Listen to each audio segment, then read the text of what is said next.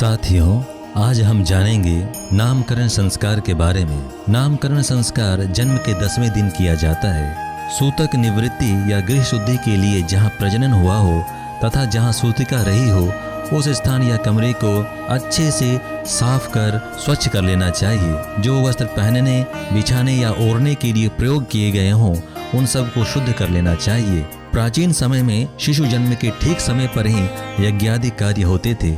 अब वह प्रक्रिया कठिन हो गई है, इसलिए जात कर्म और नामकरण दोनों को इकट्ठा ही करने का विधान बना दिया गया है। पुंसवन संस्कार के समय जिस प्रकार मंडप, वेदी, कलश आदि का प्रबंध किया गया था और गायत्री हवन के सामान्य विधान के अनुसार सारी व्यवस्था बनाई गई थी, उसी प्रकार इस संस्कार में भी व्यवस्था कर ली जाती है।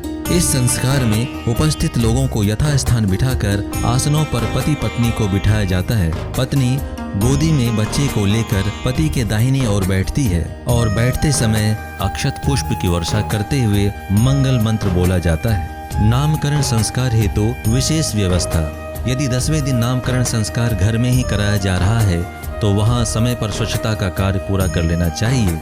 अभिषेक के लिए कलश को तैयार कर उसमें कलावा बांधकर रोली से ओम या स्वास्तिक आदि शुभ चिन्ह को बना देना चाहिए। शिशु की कमर में बांधने के लिए मेखला सूती या रेशमी धागे की बनी होनी चाहिए। यदि न हो तो कलावा के सूत्र से ही काम लिया जा सकता है। मधु प्राशन के लिए शहद तथा चटाने के लिए चांदी की चम्मच या अंगूठी आदि का प्रयोग किया जा सकता है।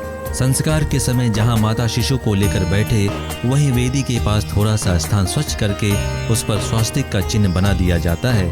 इसी स्थान पर बालक को संस्कार के समय भूमि स्पर्श कराया जाता है। नाम घोषणा के लिए चांदी या कांसे की थाली या सुंदर तख्ती आदि हो, उस पर निर्धारित नाम पहले से सुंदर ढंग से लिख देना चाहिए।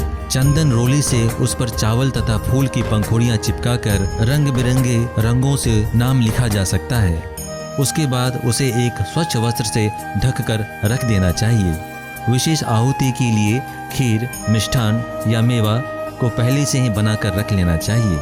निर्धारित क्रम से मंगलाचरण, षटकर्म, संकल्प, यज्ञोपवीत परिवर्तन, कलावा, तिलक एवं संक्षिप्त गायत्री हवन विधि के अनुसार रक्षा विधान तक का क्रम पूरा करके नामकरण संस्कार के विशेष कर्म कांड को प्रारंभ किया जाता है। नामकरण संस्कार के 10 विशेष विधान हैं। अभिषेक, मेखला बंधन, मधुप्राशन, सूर्य नमस्कार, भूमि पूजन एवं स्पर्श, नाम घोषणा, परस्पर परिवर्तन, लोक दर्शन, बाल प्रबोधन और आशीर्वचन।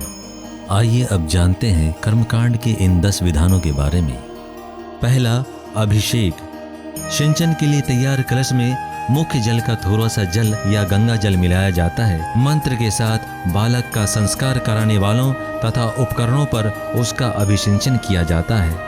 भावना की जाती है कि जो जीवात्मा शिशु रूप में ईश्वर प्रदत्त शुभ अवसर का लाभ लेने हेतु अवतरित हुई है, उसका अभिनंदन किया जा रहा है। ईश्वरीय योजना के अनुरूप अपने उत्तरदायित्वों के निर्वाह की क्षमता उसमें पैदा करने के लिए श्रेष्ठ संस्कारों तथा शुभ शक्तियों के स्रोत से उस पर अनुदानों की वृष्टि हो रही है। मेखला बंधन। संस्कार के लिए तैयार मेखला को शिशु की कमर में बांधा जाता है। मंत्रोच्चारण के साथ शिशु के पिता उसकी कमर में मेखला को बांधते हैं। भावना की जाती है कि इस संस्कारित सूत्र के साथ बालक में तत्परता, जागरूकता, संयमशीलता जैसी सत्प्रवृत्तियों की स्थापना की जा रही है। इनका पोषण और विकास सबके सहयोग से किया जा रहा है। मधुप्राशन। इसमें बालक को चांदी के उपकरण से शहद चटाया जाता है। मंत्रोच्चारण के साथ थोड़ा सा शहद या मधु चांदी की चम्मच या अंगूठी की सहायता से बालक को चटाया जाता है। घर के किसी बुजुर्ग या उपस्थित समुदाय में से किन्हीं चरित्रनिष्ठ संभ्रांत व्यक्ति द्वारा भी यह कार्य कराया जा सकता है। भावना की जाती है कि सभी उपस्थित परिजनों के भाव संयोग से बालक की जीवा में शुभ, प्रिय, हितकारी, कल्याणप्रद वाणी के संस्कार स्थापित हो रहे हैं। सूर्य नमस्कार। सूर्य निरंतर गतिशीलता, तेज, प्रकाश एवं उष्णता का प्रतीक है। यदि सूर्य देखने की स्थिति हो तो माता शिशु को लेकर धूप में ले जाती है, उसे सूर्य दर्शन कराया जाता है, सूर्य देव को नमस्कार किया जाता है। यदि किसी कारणवश संस्कार के समय सूर्य दृश्यमान न हो तो उसका ध्यान करके नमस्कार किया जाता है। भावना की जाती है कि माँ अपने स्नेह के प्रभाव से बालक में तेजस्विता के प्रति आकर्षण पैदा कर रही है। बालक में तेजस्वी जीवन के प्रति सहज अनुराग पैदा हो रहा है। इसे सब मिलकर स्थिर रखेंगे और बढ़ाते रहेंगे। भूमि पूजन एवं स्पर्श। शिशु के माता पिता हाथ में रोली, अक्षत पुष्प, दुर्वा आदि लेकर मंत्र के साथ स्पर्श के लिए तैयार भूमि का पूजन करते हैं। भावना की जाती है कि धरती माता इस क्षेत्र में बालक के हित के लिए श्रेष्ठ संस्कारों को घनीभूत कर रही है। आवाहन पूजन से उस पुण्य प्रक्रिया को गति प्रदान की जाती है। मंत्र पूरा होने पर पूजन सामग्री को भूमि पर चढ़ाया जाता है। माता बालक को मंत्रोच्चार के साथ उस पूजित भूमि पर लिटा देती है। माता सहित सभी लोग हाथ जोड़कर भावना करते हैं कि जैसे माँ अपनी गोद में बालक को अपने स्नेह पुलकन के साथ जाने अनजाने में श्रेष्ठ प्रवृत्ति और गहरा संतोष देती रहती है, वैसे ही माता वसुंधरा इस बालक को अपना लाल मानकर गोद में लेकर धन्य बना रही है। नाम घोषणा। बालक का नाम रखते समय कुछ बातों का ध्यान रखना चाहिए, जैसे कि बालक का नाम गुणवाचक, महापुरुषवाचक और प्रकृतिवाचक होने चाहिए। मंत्रोच्चार के साथ नाम से सज्जित थाली पर से वस्त्र को हटा दिया जाता है। यह सबको दिखाया जाता है। यह कार्य आचार्य या पुरोहित करते हैं। भावना की जाती है कि यह घोषित नाम ऐसे व्यक्तित्व का प्रतीक बनेगा जो सबका गौरव बढ़ाने वाला होगा। मंत्र पूरा होने पर 3 बार नारे लगाए जाते हैं। शिशु का रखा हुआ नाम लेकर सभी कहें कि शिशु चिरंजीवी हो, धर्मशील हो, प्रगतिशील हो। परस्पर परिवर्तन। मंत्रोच्चारण प्रारंभ होने के साथ माता बालक को पहले उसके पिता की गोद में देती है, पिता अन्य परिजनों को देते हैं। शिशु एक दूसरे के हाथ में जाता स्नेह दुलार पाता हुआ पुनः माँ के पास पहुँच जाता है। भावना की जाती है कि बालक सबका स्नेह पात्र बन रहा है, सबके स्नेह अनुदानों का अधिकार पा रहा है।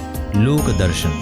मंत्रोच्चारण के साथ कोई वयोवृद्ध व्यक्ति शिशु को गोद में ले जाकर खुले में विभिन्न दृश्य दिखाकर लाते हैं। भावना की जाती है कि बालक में इस विराट विश्व को सही दृष्टि से देखने, समझने एवं प्रयुक्त करने की क्षमता देव अनुग्रह और सद्भावना के सहयोग से प्राप्त हो रही।